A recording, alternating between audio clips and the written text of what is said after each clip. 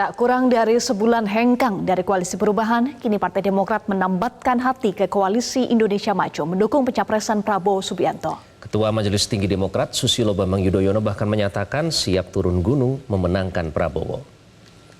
Ya kan ada keputusan de facto dan ada keputusan de jure gitu ya. Tentu de facto semua sudah bisa menilai atas pernyataan-pernyataan Ketua Majelis Tinggi dan kemudian atas respon dari partai-partai koalisi. Tetapi kan menunggu de jure ya nanti akan disampaikan langsung oleh Ketua Umum pada forum Rapimnas.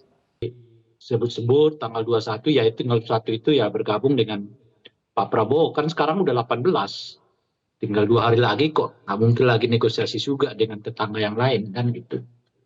Nah yang kedua adalah dalam kondisi kayak begini saya kira jelas ya target Demokrat itu nggak muluk-muluk lagi. Dan kalau muluk-muluk sih menurut saya ya belum tentu juga koalisi Pak Prabowo ini mau terima keinginan dari Partai Demokrat itu. Bahkan untuk wakil presiden sekalipun. Ya. Sebab kalau wakil presiden adalah AHY, Erlangga kemana? Gitu kan. Apalagi nanti misalnya udah diputuskan usia 35 tahun boleh, lagi Gibran kemana juga gitu.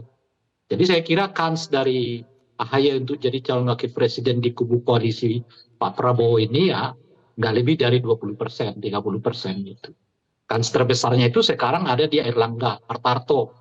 Ya kan kalau 35 tahun itu dibolehkan, kans terbesarnya ada di Gibran gitu. Kecuali 2 tokoh ini ada, mungkin AHY bisa masuk ya. Tapi itu pun juga sulit karena masih ada nama Erick Thohir kan yang digadang-gadang oleh PAN gitu.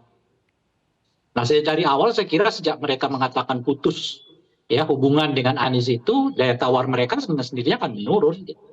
Karena sederhana saja kalau misalnya Demokrat tetap inginkan wapres ya kan ya dan elit-elit ini melihat ketokohan AHY itu sangat patut ya untuk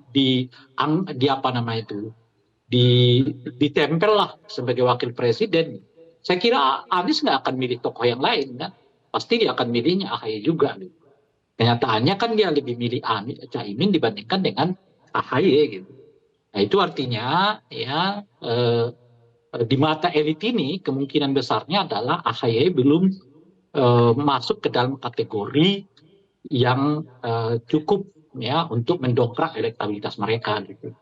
Nah oleh karena itulah ya dengan pertimbangan-pertimbangan ini sudahlah lupakan menurut saya ya target wapres itu dulu pak. Jelajahi cara baru mendapatkan informasi. Download Metro TV Extend sekarang.